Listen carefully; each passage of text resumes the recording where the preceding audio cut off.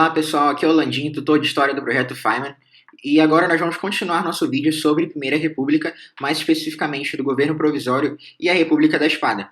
Pois bem, vamos agora para o que foi a política econômica do encilhamento e a crise econômica decorrente. Certo, a política econômica do encilhamento foi instituída pelo ministro da Economia do Governo Provisório, Rui Barbosa. E o que ela previa? Essa política previa um aumento da oferta de moeda, uma facilidade na criação de sociedades anônimas, ou seja, na criação de empresas, um aumento na oferta de crédito, então o Estado deixou que bancos emprestassem mais para as pessoas, além de que foi criada a Bolsa de Valores do Rio de Janeiro. Tudo isso aqui foi feito para que a economia do Brasil saísse da estagnação na qual ela se encontrava na época, e também para dar um impulso na industrialização do país. Só que isso, paradoxalmente, gerou uma crise econômica. Pois bem, antes de eu chegar nos mais detalhes dessa crise, vamos analisar um pouquinho essa equação aqui que eu escrevi. Essa equação aqui é uma equação muito conhecida dos meios monetaristas, assim, da parte de economia, que é só para ilustrar do porquê que esse aumento da oferta de moeda vai necessariamente causar essa inflação aqui que eu mostrei como sendo um constituinte da crise. Pois bem, então esse M aqui é a oferta de dinheiro, esse V aqui é a velocidade do dinheiro, ou seja, quantas vezes ele muda de mão, né, o quão rápido ele muda de mão, ele é trocado. Isso tem que ser necessariamente igual à inflação vezes o PIB. A inflação é esse P, o PIB é esse Y. Como não tem como o PIB mudar assim do nada, o PIB tem que permanecer constante. Admitindo também que a velocidade do dinheiro é constante, se a gente aumenta a oferta de moeda, necessariamente a inflação tem que aumentar para manter essa igualdade. Então, com esse aumento da oferta de moeda aqui, a inflação aumentou. Por isso que ocorreu essa inflação aqui, essa desvalorização da moeda. Porque com a inflação, o dinheiro, né, passou a valer menos. Então, isso foi uma grande faceta dessa crise, né? Então, além disso, o que mais ocasionou essa crise, né? A especulação financeira, a criação de empresas fantasmas, porque o governo tinha deixado com que ficasse mais fácil com que empresas pegassem empréstimos. Então as pessoas começaram a criar empresas falsas e a pegar esse dinheiro emprestado. Quando o banco vinha cobrar essa dívida, eles percebiam que a empresa não existia. Ou seja, o banco ficava no prejuízo, né?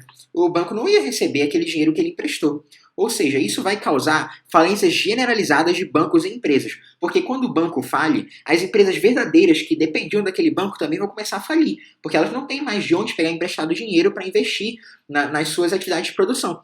Então ocorreram falências generalizadas e essa conjuntura toda de crise, fez com que críticas ao governo recém-criado ocorressem. Ou seja, nem bem a República começou e ela já começou sendo criticada. Então, a população saiu do Império, que já não era muito bem visto, e passou para a República, que também não foi muito bem vista. Certo, e o fim do governo provisório se deu com a promulgação da Constituição de 1891. Essa Constituição aqui, ela afirmava oficialmente tudo o que já tinha ocorrido antes no governo provisório e mais algumas outras especificidades. Bem, então ela afirmava que o Brasil seria uma república federativa presidencialista, o voto seria direto e aberto para homens maiores de 21 anos. Guardem isso aqui, hein? Guardem isso aqui. Voto direto e aberto. Aberto. Isso aqui vai ser muito importante mais tarde. Muito importante. Isso aqui excluía analfabetos, praças de pré, religiosos sob voto de obediência e mendigos.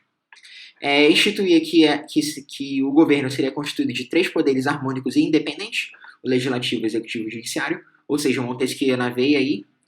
O parlamento, ou no caso, o Congresso Nacional, né, seria bicameral, ou seja, teria o Senado e a Câmara dos Deputados. A laicização do Estado também ocorreu, ou seja, o Estado seria laico, ocorria a separação do Estado e a Igreja. E a primeira eleição que ocorreu para o primeiro presidente foi indireta. Essa seria a única eleição indireta que ocorreria. Depois, todas as eleições seguintes seriam diretas.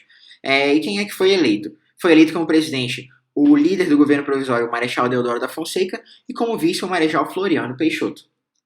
Continuando então. Como é que foi o governo do Marechal Deodoro, o nosso primeiro presidente da República? Pois bem, esse governo foi já marcado pelos problemas que foram ocasionados, que começaram, né, no governo provisório. Então, isso gerou críticas duras ao governo já logo de início. E por causa disso, o Marechal Deodoro fechou o Congresso Nacional. Quais foram os motivos que ele alegou para fazer isso? Que o Poder Executivo precisa ser forte para manter essa república nascente, digamos, estável e também para afastar o risco da dissolução nacional. Ou seja, essas forças que estavam agindo na nação, para que elas não agissem de uma maneira tão intensa que ela, digamos, partisse a nação em dois. Só que isso acabou causando uma revolta por parte da Marinha, ou seja, a primeira revolta da Armada. E isso, eles se revoltaram porque eles foram contra o fechamento do Congresso e também contra as características autoritárias do governo. Então, a Armada ameaçou bombardear o Rio de Janeiro e essa pressão toda fez com que o Marechal Deodoro renunciasse. E daí o vice dele, o Marechal Floriano Peixoto, assumiu o cargo. E certo, agora nós vamos passar para o governo do Marechal Floriano Peixoto. O governo do Marechal Floriano Peixoto era um governo, de certa forma, questionável. Por quê? Porque na Constituição tinha uma cláusula que dizia que se o presidente renunciasse dentro de 2 anos de que ele fosse eleito, né, que se não tivesse se passado 2 anos desde que ele foi eleito, ele renunciasse ou fosse impeachmentado e essas coisas assim, teriam que ser convocadas novas eleições. Então tinha muitos setores da sociedade que queriam novas eleições. Só que o Marechal Floriano Peixoto alegava que como aquela eleição tinha sido indireta, ela não se enquadrava, né, nessa cláusula, né? Então, ele vai cumprir o mandato por completo, apesar dessas oposições aqui desses grupos, né? Ele era popular, mas sofria oposição, exatamente porque o governo era questionável. E por que ele era popular? Ele reduziu os aluguéis e preços das carnes e também construiu casas populares para a população mais pobre, especialmente no Rio de Janeiro. Ele também vai reabrir o Congresso e vai estimular a industrialização. Só que esse estímulo da industrialização faz com que os cafeicultores se sentissem meio que alienados, porque eles eram grandes defensores da chamada, da característica inerentemente agrária do nosso país, né? Eles defendiam que o Brasil tinha que ser realmente um país agrário, etc. E também ocorreu, nessa época, uma segunda revolta da Armada, porque o pessoal aqui da Marinha queriam que as novas eleições acontecessem e também eles eram insatisfeitos com o governo republicano de forma geral, porque na época do Império eles eram muito favorecidos pelo governo imperial. E também ocorreu nessa época a Revolução Federalista. No próximo vídeo eu vou entrar em detalhes sobre a Revolução Federalista. E é isso aí, muito obrigado. E não se esqueçam de fazer o exercício no AVO e ver os vídeos que foram postados lá pela equipe de História. Muito obrigado.